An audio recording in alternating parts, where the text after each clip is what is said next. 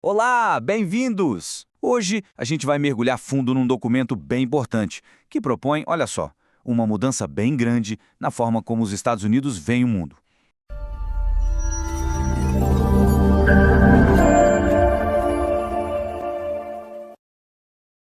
É a Estratégia de Segurança Nacional de 2025.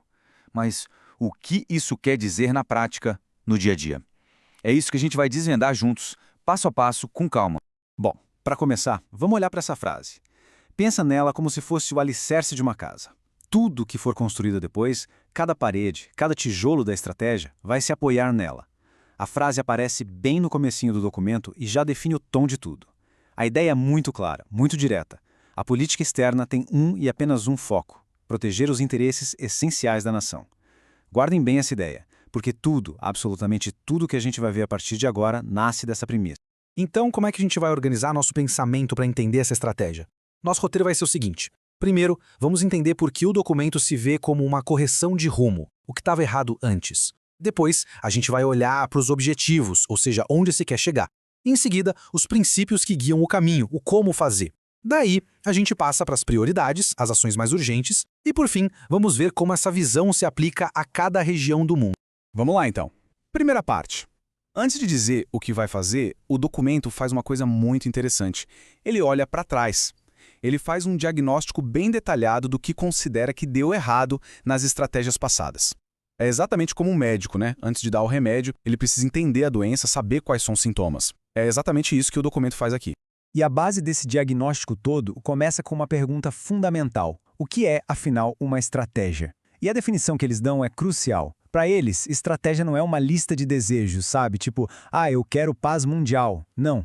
Estratégia é um plano concreto, realista. Um plano que conecta de forma muito clara os objetivos, os fins, onde se quer chegar, com as ferramentas que se tem na mão para chegar lá, os meios. Essa ligação entre fins e meios é, digamos assim, a espinha dorsal de todo o pensamento que vem a seguir. A partir dessa definição, o documento começa a listar os problemas, as doenças que ele diagnosticou. E ele aponta o dedo sem medo. Diz que as estratégias do passado eram, listas de desejos, cheias de palavras bonitas, mas vagas, sem metas claras. Também critica o fato de terem superestimado a capacidade do país de pagar a conta de tudo no mundo, sabe, de carregar o piano sozinho. Outro ponto, as apostas no globalismo, que eles consideram equivocadas. E mais, permitiram que aliados, digamos, pegassem carona nos custos de defesa sem pagar sua parte justa. E, por fim, criticam o fato de a política ter ficado amarrada a instituições internacionais, o que, na visão deles, enfraquece a soberania. É uma crítica bem direta, né? E é ela que abre o caminho e justifica a necessidade de uma nova abordagem. Ok, então, o diagnóstico foi feito, a doença foi identificada. Agora, qual é a receita para a cura? Qual é o estado de saúde que se quer alcançar? Em outras palavras, quais são os grandes objetivos, os resultados finais que essa estratégia está buscando para os Estados Unidos? Vamos dar uma olhada nos pilares dessa visão de futuro. O primeiríssimo objetivo é, bem direto e absoluto, ter controle total sobre as próprias fronteiras. Isso significa controlar o sistema de imigração, as redes de transporte, tudo. A lógica por trás disso é bem simples e fundamental. Uma nação só pode se dizer soberana de verdade se ela tiver o poder de decidir quem entra e quem sai do seu território. É o ponto de partida de tudo. Logo depois, vem o objetivo militar. A meta é ter o exército mais poderoso e tecnologicamente avançado do planeta. E o porquê disso, segundo o documento, tem duas faces. A primeira é a dissuasão. O que é isso? É ser tão forte, mas tão forte, que nenhum outro país sequer pense em começar uma briga. A segunda face é, se mesmo assim a guerra for inevitável, o objetivo é vencê-la. E não de qualquer jeito, mas de forma rápida e sem deixar dúvidas. O terceiro grande pilar é a economia. E aqui a visão é bem interessante. Uma economia forte, dinâmica, inovadora não é só para gerar riqueza e emprego. Pensa na economia como o motor de um carro. É ela que dá força para todo o resto se mover. É a economia forte que financia aquele exército poderoso que a gente acabou de falar. E ela também que garante a influência do país no palco mundial.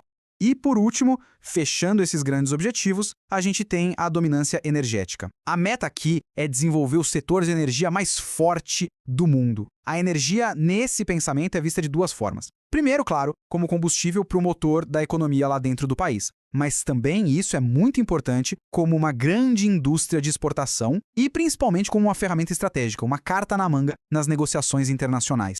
Certo. A gente já viu o diagnóstico dos problemas e já viu os grandes objetivos, o destino final. Agora a pergunta é, qual é o mapa? Qual é o caminho para chegar lá? É aí que entram os princípios. Pensa neles como a filosofia, o manual de instruções que vai guiar todas as decisões para alcançar aqueles objetivos que a gente viu. E o princípio número 1, o coração dessa filosofia, é a ideia de paz através da força. É uma ideia que não é nova, mas que aqui é central. A lógica pode parecer estranha para alguns, mas é a seguinte: o melhor jeito de garantir a paz não é sendo fraco, mas sim sendo tão forte, tão inquestionavelmente poderoso, que ninguém em sã consciência se atreveria a te desafiar. A força aqui vira sinônimo de prevenção, de dissuasão, como a gente falou antes.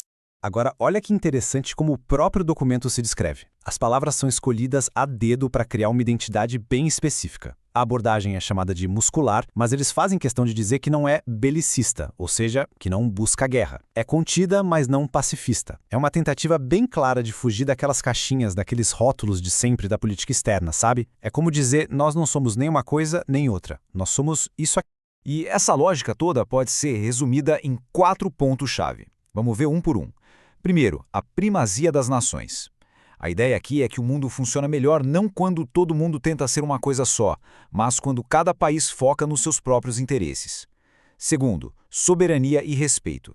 Os Estados Unidos vão proteger a sua soberania com unhas e dentes e, ao mesmo tempo, encorajar os outros países a fazerem o mesmo. Terceiro, equilíbrio de poder. É um conceito clássico que significa trabalhar com parceiros para evitar que uma única nação se torne poderosa demais e domine o jogo. E por último, um ponto bem econômico e social, o foco no trabalhador americano. A política, diz o texto, tem que beneficiar gente de verdade, não apenas números abstratos de crescimento. Bom, a gente já viu a filosofia, os princípios, mas como é que isso vira ação de verdade? Como é que sai do papel e vai para o mundo real? É o que a gente vai ver agora. Essa parte do documento é sobre as prioridades. É a transformação daquela filosofia toda num plano de trabalho, numa lista de coisas a fazer. E a primeira prioridade vem com uma declaração forte, bem forte. A era da migração em massa acabou. O documento basicamente diz que a segurança das fronteiras não é só uma questão de polícia, é o elemento número 1 da segurança nacional. E que aquele movimento de migração em grande escala que marcou as últimas décadas precisa chegar ao fim. Depois, um número que salta aos olhos: 5%. O que é isso? Seria um novo padrão para os aliados da OTAN. A exigência de que eles gastem 5% de toda a riqueza que produzem, o PIB, com defesa. Para se ter uma ideia, isso é mais que o dobro do que se pedia antes. É a tradução daquele princípio de dividir a conta em um número bem específico e bem ambicioso. A gente já viu que a economia é vista como o motor de tudo, né? E aqui o documento detalha como manter esse motor funcionando bem. Os pilares da segurança econômica são 4. Primeiro, um comércio mais equilibrado, ou seja, reduzir os déficits comerciais. Segundo, a reindustrialização, que é basicamente trazer as fábricas de volta para casa. Terceiro, fortalecer a indústria de defesa, para ser capaz de produzir equipamentos modernos em grande escala. E por fim, de novo ela, a dominância energética, como um motor estratégico fundamental. Muito bem, já vimos o porquê, o quê e o como. Agora, para fechar, vamos ver o onde. Ou seja, como é que toda essa estratégia se aplica de forma diferente em cada canto do mundo.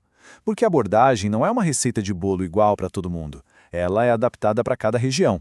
Começando pelo nosso quintal, as Américas. Aqui, o documento vai buscar lá atrás na história um conceito chamado Doutrina Monroe. Era uma ideia antiga, lá do século XIX, que basicamente dizia que as Américas eram uma área de influência dos Estados Unidos.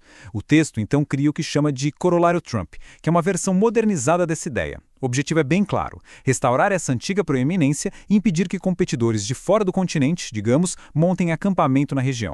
E essa lógica de adaptar a estratégia continua. Aqui a gente viu um resumo. No hemisfério ocidental, a gente já viu. A meta é alinhar e expandir. Já na Ásia, o jogo é outro. O foco é ganhar o futuro econômico e, ao mesmo tempo, evitar um confronto militar. Para a Europa, a mensagem é hora de recuperar a autoconfiança e andar com as próprias pernas. E no Oriente Médio, a ideia é passar o bastão, transferir mais responsabilidades para os parceiros da própria região. Então, para a gente amarrar tudo que a gente conversou, o que essa análise nos mostra? Que este é um documento que tenta ser muito coeso. Ele tem um ponto de partida claro, a proteção do interesse nacional, e a partir daí ele conecta tudo. Ele liga metas bem específicas, como controlar fronteiras e dominar o setor de energia, com métodos também bem específicos, como o equilíbrio de poder e a divisão de custos com aliados. Tudo se encaixa dentro dessa lógica maior. Resumindo, o que a estratégia de 2025 propõe é uma política externa mais focada, mais realista, que coloca os interesses nacionais em primeiro lugar, baseada na força e na divisão de responsabilidades. Isso nos deixa com a grande questão para pensar: como uma mudança dessas pode redesenhar as alianças tradicionais e o próprio papel dos Estados Unidos no mundo daqui para frente?